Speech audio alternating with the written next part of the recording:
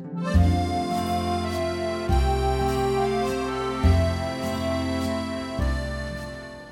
hello there and welcome to the channel, and in this video I'm going to be asking the question, is there such a thing as a cold hardy bird of paradise from the genus Strelitzia? Well, before I start, I'd just like to make a point that before I started filming this, it was absolutely baking sun, and then as soon as I pressed the button on the camera, it started raining. What the flip? Anyway, to continue, cold hardy Strelitzia, come on. But before we start, bird of paradise plants, what the flip is all that about? Well, I tell you, they are from the genus Strelitzia, and there are only five species within that genus. Now, the genus itself is named by Sir Joseph Banks, and he named that in honour of Queen Charlotte Mecklenburg-Strelitz. German. Who said that?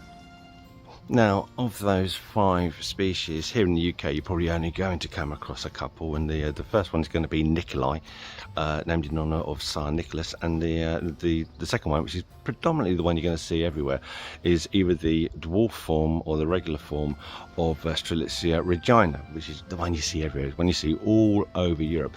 And of those two, arguably the most hardy of those is going to be the regina. So that's the one we're going to be talking about first. Only that one. So what are we dealing with here? Well, the Strelitzia regina, that is an evergreen perennial. The leaves are evergreen and they are arranged in 2 ranks, making a fan-shaped crown. The flowers stand above the foliage at the tips of long stalks, and the hard beak-like sheath from which the flower emerges is termed the spathe. This is placed perpendicular to the stem, which gives it the appearance of a bird's head and beak. It makes a durable perch for holding the sunbirds which pollinate the flowers. Thank you, Wikipedia, for making my life easy. The prodigal son has returned. Anyway, back to the question. How hardy is the Strelitzia regina? Well, if you look at the references, it will say that it is hardy to about 10 degrees. But that's not strictly true. All that will happen there, if you go 10 degrees or lower, it's just going to stop growing. It's not going to be warm enough for it to grow, really. That's as simple as that. But it will tolerate temperatures much lower.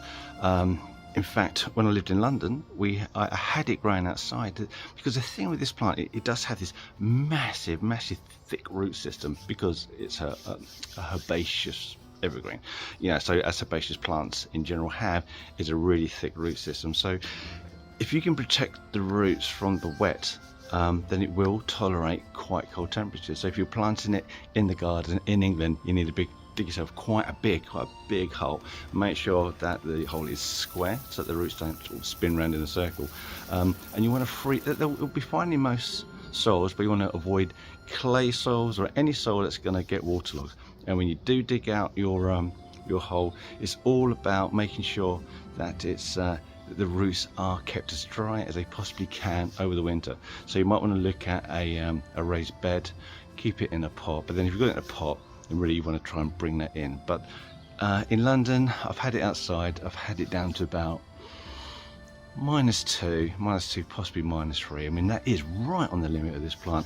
And let's be honest with you, it didn't come out the following spring in perfect condition. It had a lot of damage on it, but it did survive. It did grow through again for the following year, and I've had that a couple of times going through winters just outside, often because I just get bored with the plant because it's just boring green all the time. But they will grow. They will grow and they will flower in this country, but we will get onto that a little bit later. Nowadays what I do is I tend to grow them in a big pot. Then over the summer I bring them out into the garden and they can get in full sun, and while they're growing, they can take quite a lot of water, they can take quite a lot of feeding, and they will grow surprisingly quick, for a plant that comes from South Africa where it is proper hot. So growing it outside over the summer is no problem at all. Just grow it in a pot and bring it under protection in the winter period. Growing it in the ground, if you're not in London or in like the mildest parts of the UK, then I'd probably avoid doing that. I really would. It's just because they will survive.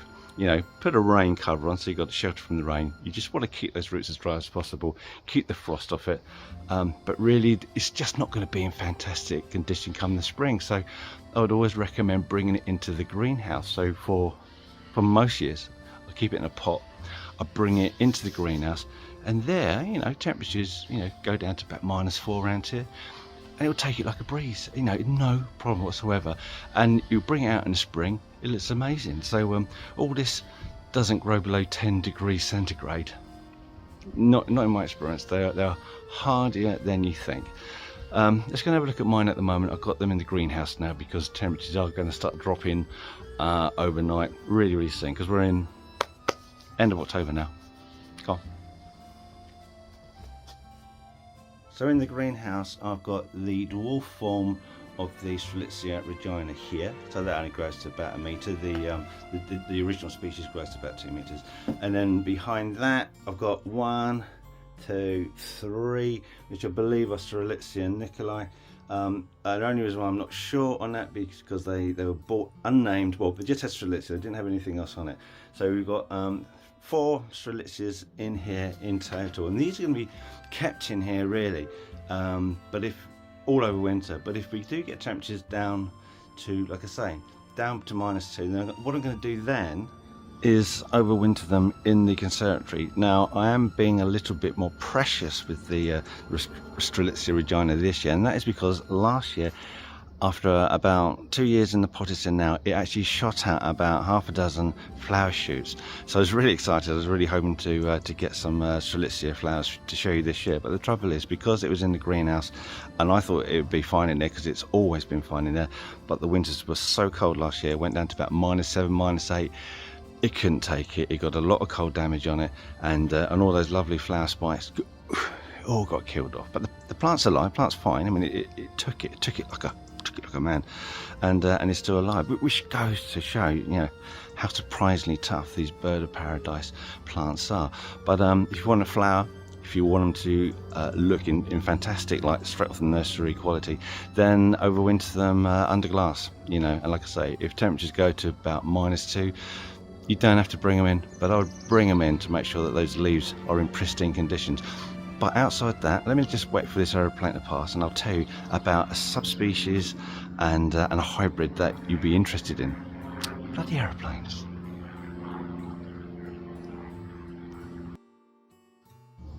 Now, there was a new subspecies of Strelitzia regina that was discovered in 2002 in South Africa called juncea. They've named it juncea.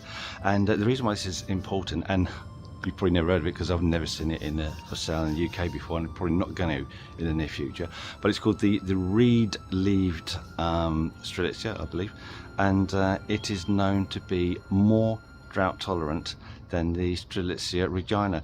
And what we know about plants that are drought tolerant is they also tend to be quite cold tolerant, and this one has proven to be even more cold tolerant, this subspecies, than the regular species Strelitzia regina. So that's a really interesting plant that will hopefully become available at some point, but at the moment they are being taken from the wild. This little area where they have been found, been taken from the wild, and it's all been locked down and you can't get them. But hopefully in the course of time these will become more available. The problem is with these things is that they're difficult to get to produce seed under cultivation, so they're generally propagated from offsets. So if you haven't got enough stock, you can't grow them from offsets. So that's the difficulty trying to get hold of juncea. Is the fact is that there's none available in commercial production that I'm aware of to actually get one from. But if you're looking for a cold tolerant one, and that is probably, well, that is, I guarantee you now, juncea is going to be your best bet to get a cold hardy bird of paradise. And the flowers, it's your typical flower, it's just that the leaves are so much thinner, let's say reed shaped. So a really wonderful plant if you get hold of that. Now the other thing is there was a hybrid under cultivation, and I think it was called Cuensis. It was discovered at Kew. It was a hybrid, I think, of regina and alba. I think it was alba. I'm not sure. It could have been Nicolai, but I got a feeling it was alba. And it's quite tall grain, and it had more like a lemony yellow sort of colour on the flower. But the problem is that went out of cultivation, and as far as anyone knows, that doesn't exist anymore. So all your choices are really for cold hardiness is the standard species, Strelitzia regina. If you can get hold of one, and it's like looking for lost gold, then you've got the juncea, and you know, and if you can go back in time and pull out something from Kew Gardens, then you've got cuensis, but it's not going to happen. Anyway, if you've got any other comments you want to add to that, or any other variety of Strelitzia that you know to be far hardier than is expected, then let us know in the comments. We would love to hear from you. Anyway, thanks for watching. I'll see you in the next video.